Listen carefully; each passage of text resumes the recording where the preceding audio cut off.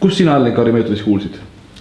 Mina kuulsin Allen Carri meetodist oma 2 väga hea sõbra kaudu, kes soovitasid mul tulla maha jätma, kuna nemad olid ka parajalt lootusetud oma mahajätmistega, et olid proovinud ühte ja teistpidi ja ei õnnestunud.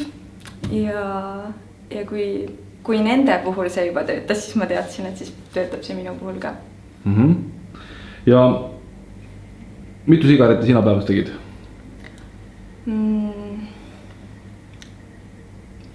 Ma ei lugenud oma sigarettide arvu, kuid ma arvan, et kuskil keskmiselt pakk päevas.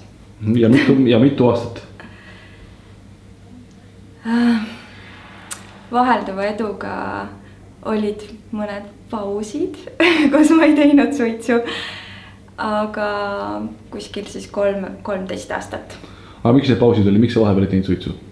Sest mul on 2 ime ilusat tütart. Okei. Et lapse oota ja sa siis ei suitsetanud? Ei.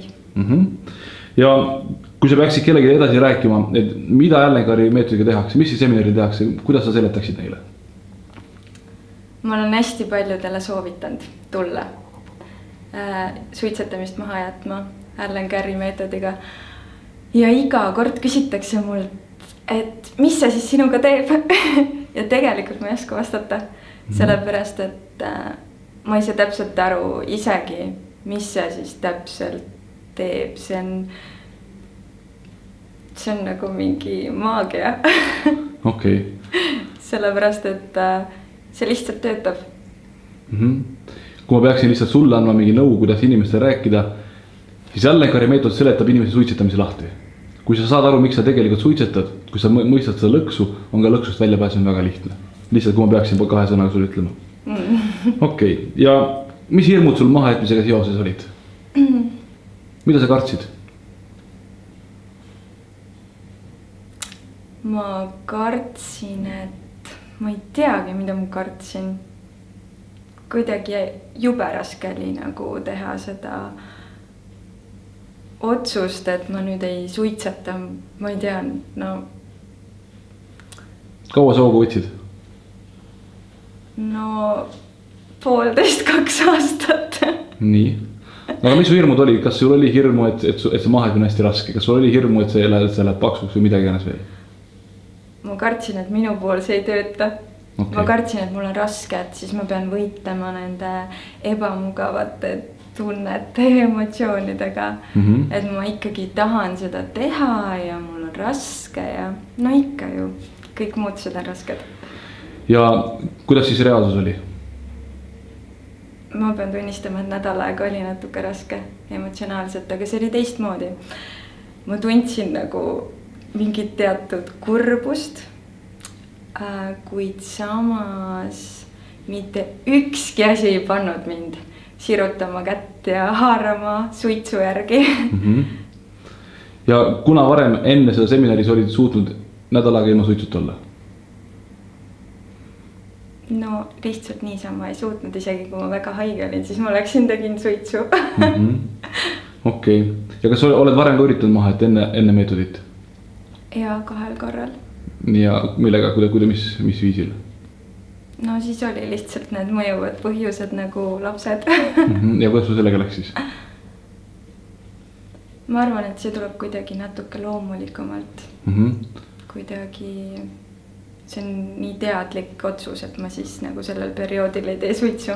Aga kas sa lootsid, et kui sa nüüd lapse kätte saad, et siis sa lõpetadki nagu suitsetamise ära? Jaa, aga ikkagi oli vaja seda teha uuesti. Okei. Et kas sa pidid võitlema ka raseduse ajal sooviga suitsu teha? Ei, pigem mitte. Okei. Alles siis, kui laps käes oli, imetamisega ühel pool oli, siis oli see aeg, kui tuli see igapäeva elu tagasi. No ja siis sa vaatasid oma sõpru, kes ümberringi kõik suitsetasid see aeg. Ja see tundus nii mõnus. Ja siis oli lihtne juba uuesti alustada. Ja kuidas sul nüüd peale meetodi seminariga mahajätmist on tunne, kui sa oled suitsetavad sõpradega koos? Mul ei ole neid suitsetajaid sõpru enam üldse eriti palju. Aga need, kes on, kas need ahvatlevad sind? Ei, see on ikka nii ebameeldiv. Okei. nii, aga kas sa igatsed suitsetamist? Üldse mitte.